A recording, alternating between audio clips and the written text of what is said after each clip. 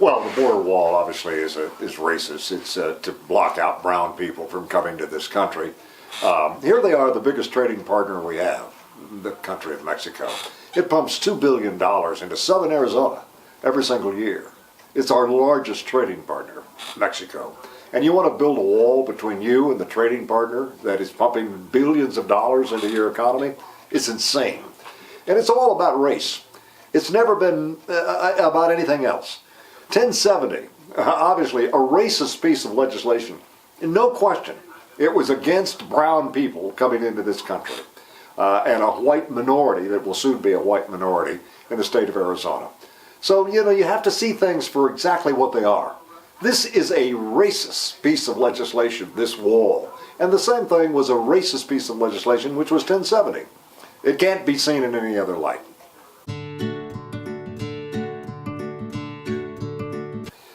Well, there's no question that we have a bunch of cowards that obviously are legislators and Congress people and nationally elected officials when it comes to guns. They're afraid. They're cowards. They're afraid of the NRA. And the NRA can beat you. It has beaten hundreds and hundreds of people running for public office. That's how powerful they are. And they don't realize, the people that obviously support the NRA, that this is not about gun ownership. It's about gun manufacturing. It's about the manufacturers of guns that control the NRA, and the NRA obviously is a mouthpiece for these manufacturers. It's about money. It's about billions and billions of dollars that supply arms for this country. So somewhere along the way, this country is going to have to decide, what weapons do we want in the hands of just the normal citizens of this country? You want a bazooka in their hands? You want hand grenades that people can throw into shopping center malls? What kind of weapons do you really want to allow the public to have? Well, obviously, an AK-47 is a weapon of war, not a weapon of self-protection. It's insane that we've allowed this to happen to this country, and the carnage from this policy is becoming more severe each and every year and each and every day. That has to stop.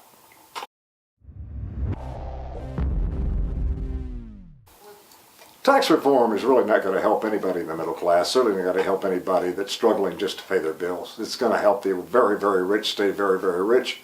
And there's no question in America, we are now led by a president and by an administration as well as a Congress that is going to reward the rich and punish those in the middle class and punish those who are poor. We're going to keep people in the same status of where they are. They're not going to be able to move from one place to another. You're not going to have a better year next year than you have this year. It's just not going to happen, because the cost of doing business in America, the cost of medical care and food and all the necessities allow you no flexibility to move out of that particular status that you're in right now. And the tax reform bill only ensures that you're going to stay exactly where you are or go below that figure.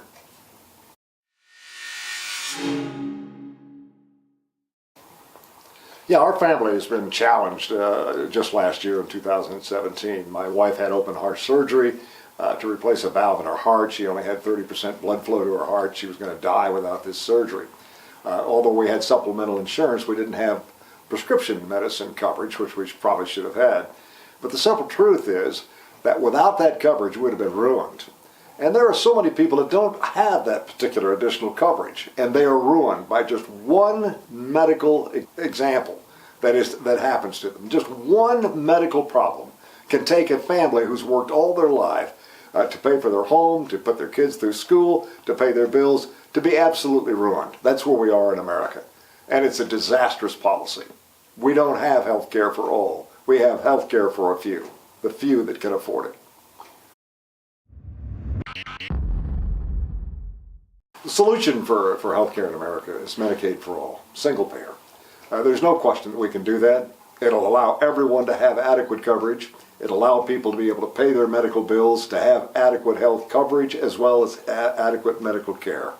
It's affordable, it's doable, and we should have done it many, many years ago.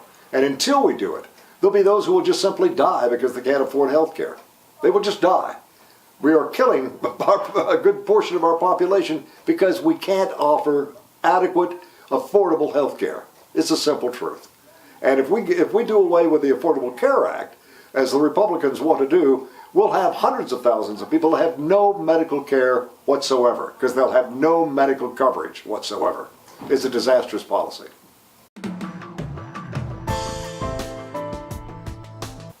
It's because, obviously, we want to reward these health companies, these particular companies that provide health care, with huge, huge profits, beyond anything anyone could imagine. They are the ones that are controlling the politics of health care in America, not the people.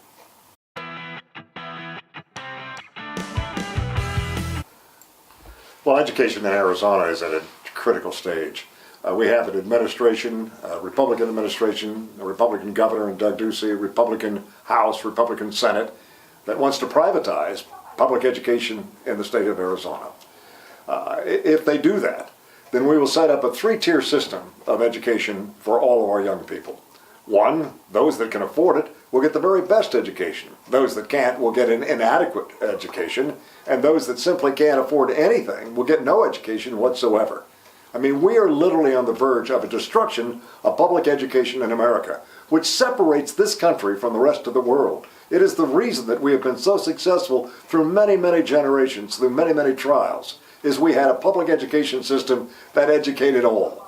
We're not going to do that anymore under the privatization plans of Doug Ducey, our governor, and the Republican legislature of Arizona.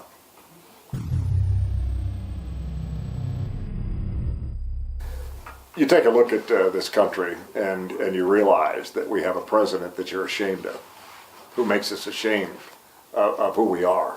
You have a president who literally defines himself as a racist. I think that I truly believe that he is. He's a misogynist. There's absolutely no question about that. We cannot say to our children, you want to be like the President of the United States. No one would ever say that. He is a despicable human being. He is an individual elected by special interest and by a great many people in this country that literally are racists themselves. We have finally revealed to the rest of the world and to ourselves who we are. And a great many of us literally are racist and are bigoted and really cannot stand others who are different from us. They do not celebrate the diversity that has made us what we are today. And in doing so, they are destroying America. And I am afraid that we're never going to get it back once this destruction continues.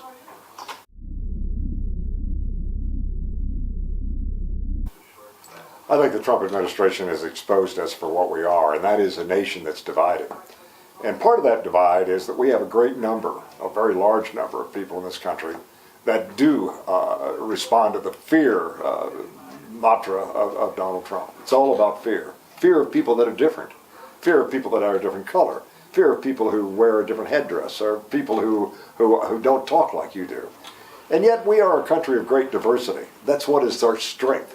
It is those that have come from everywhere on the planet to become the United States of America.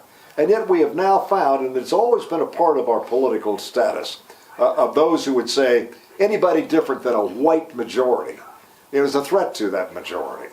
And that's what Donald Trump has played on, is the fears of people who are different than you and I. And in doing so, he has divided this country. And he has fed the fuel and the flames of hate in America that literally are destructive to all of us. And we will pay a terrible price for it.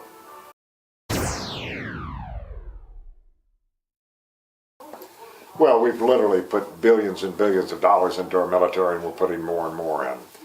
That is all based upon the idea that America's strength is in its military, in its might.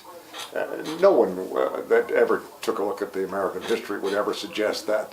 Our strength is in our integrity, in our ability to see people for what they are and to protect the rights of people, not only here, but around the world. It is what we are that makes us a great country, not what we have or how many people we can kill or how many bombs we can make.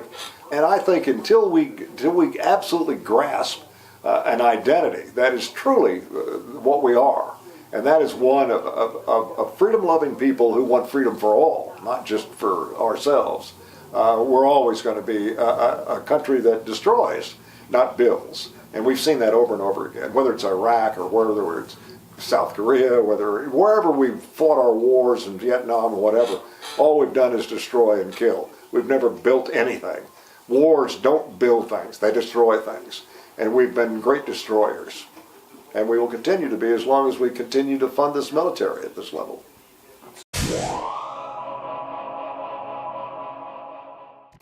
I think through the history of the United States, we've always had leaders emerge, whether it be Roosevelt, both Roosevelts for that matter, whether it's been people like Barack Obama, others who have stood almost single-handedly alone to try to define us as a country of not only people that care about other people, but people that act in the benefit of other people, that literally have a value that says, you know, there's something to be said for honesty and integrity and a love of this country, rather than what we've seen from Donald Trump over the last year, of one of just absolutely divisiveness, of hate, of separation, and of fear.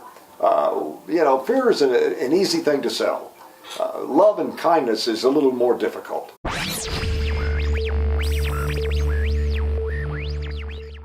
But until we get back to the definition of to what we are as a kind and generous nation, and a group of people who care about ourselves, our neighbors, and our family, until we get back to that particular identity, which I think a vast majority of Americans are, we're always going to be able to be destructive. And that's what we are now. We're destroying ourselves with this divisiveness led by Donald Trump, who's dividing us for his own wealth and for his own power, rather than for that benefit of Americans. And it's a disgusting thing to watch. And believe me, I think the damage has been so great, has become so great, that we may not be able to fix it. That's what worries me, that we've gone too far. We've destroyed too much of the environment, we've destroyed too much of our own identity as kind and generous people, and we may not get it back. That worries me greatly.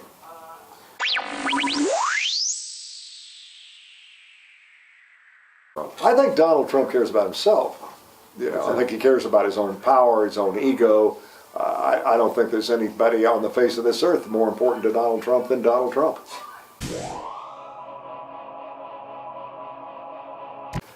Of course, marijuana ought to be legalized. It ought to be legalized. You don't ban AK-47s, and yet you ban marijuana? Are you crazy? Are you insane? You know, tell me how many mass killings there have been from pot. Very few, you know, except when it was illegal, being hauled across on mules from the border of South America into Mexico and the United States. Of course, we ought to legalize marijuana. And we ought to be able to have a sane drug policy in the United States, in which the drugs that are so badly needed, you know, to keep people well, are affordable. We are owned by pharmaceuticals that are making a fortune off the tremendous illness in America, and that has to stop. We have to have drugs for the ill, not for the pharmaceutical companies to make billions and billions of dollars.